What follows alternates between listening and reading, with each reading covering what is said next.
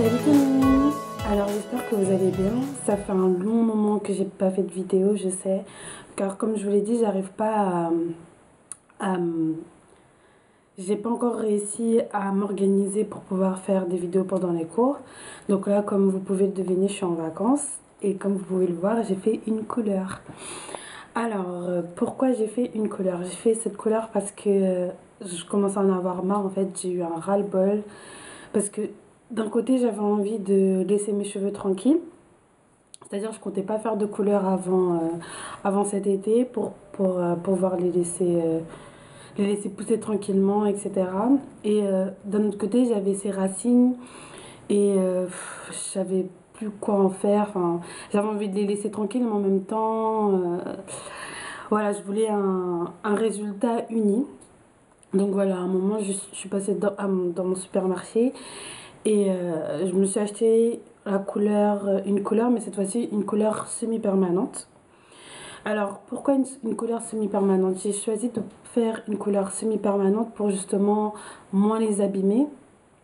Bon, je sais que ça reste quand même une couleur, mais ça me permet de moins les abîmer. Et en fait, comme je comptais pas faire aussi noir, mais comme mes pointes étaient assez claires et que c'était une couleur semi-permanente, je savais pas si ça allait vraiment bien prendre sur mes pointes. Donc j'ai essayé de prendre la couleur la plus noire possible. Puis après, peut-être après, j'éclaircirai, je sais pas, je verrai.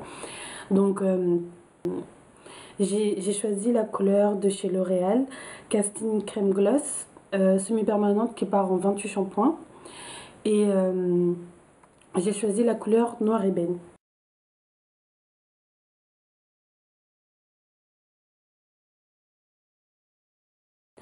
Donc là, je me suis acheté des extensions. Donc je vous ferai une revue dessus dans une autre vidéo. Et bah, ce sont des clips. J'ai natté mes cheveux dans ce sens-là. Donc il y a vraiment pas mes cheveux. Il y a mes cheveux que ici, vraiment comme un tissage. Donc j'ai choisi de faire des clips pour continuer à prendre soin de mes cheveux, mais les laisser tranquilles parce que il commence à faire froid.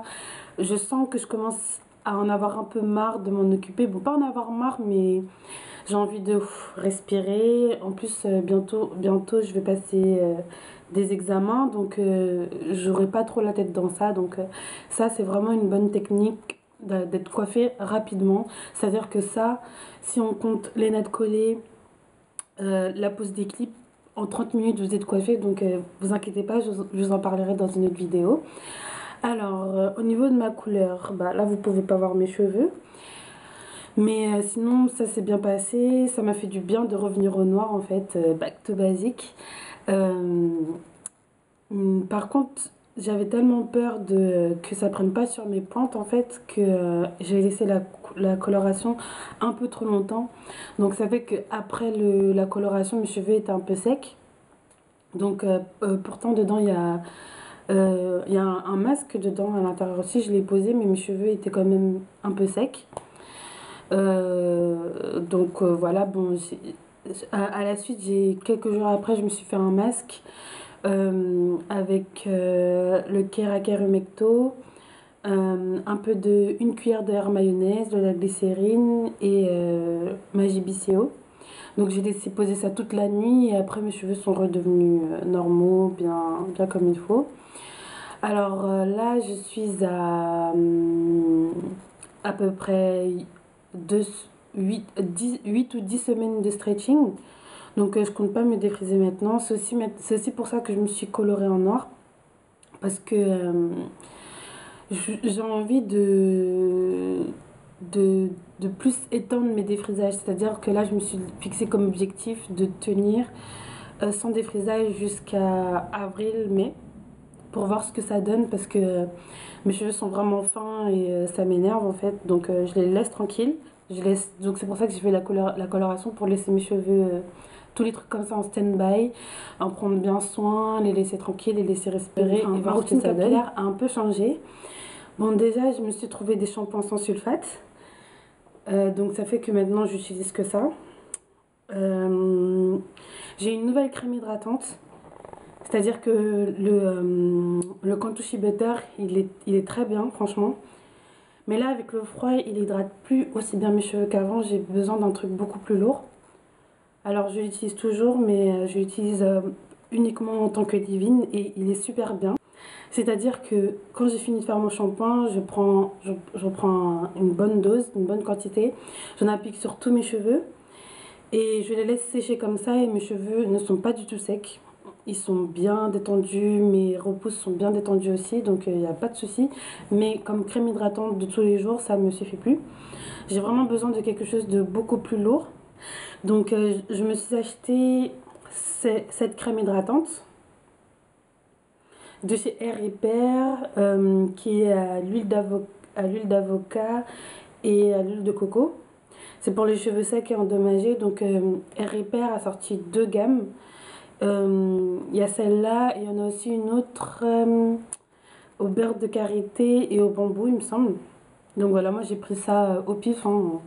Ça faisait longtemps que je voulais tester la gamme Air Repair. Le pot est tout petit, donc j'ai eu peur parce que comparé au Cantucci Butter, voilà quoi, au niveau de la quantité. Mais en fait, c'est vraiment concentré, je vous montre, c'est lourd. C'est vraiment épais comme crème. Donc ça fait que j'ai besoin juste d'une petite noisette pour hydrater tous mes cheveux. Donc ça fait bien son job. Donc j'utilise ça et je scelle mes cheveux avec l'huile de coco toujours. Donc mes cheveux gardent super bien l'hydratation. Et en plus ça sent super bon. Je me suis aussi acheté un Edge Control pour mes petits cheveux de devant. Et même quand j'ai envie de m'attacher les cheveux et tout, le gel ça suffisait plus. Donc j'utilise ça, celui de chez Cream of Nature. Et donc c'est pour mes petits cheveux, donc j'en mets un peu et j'étale avec la brosse. Donc ça fait, comme mon stretching commence à être un peu plus long, ça me permet de bien manier mes petits cheveux et bien plaquer, avoir un résultat bien propre. Donc voilà, donc j'espère vous avoir, je pense avoir tout dit. Donc n'hésitez pas à vous abonner surtout.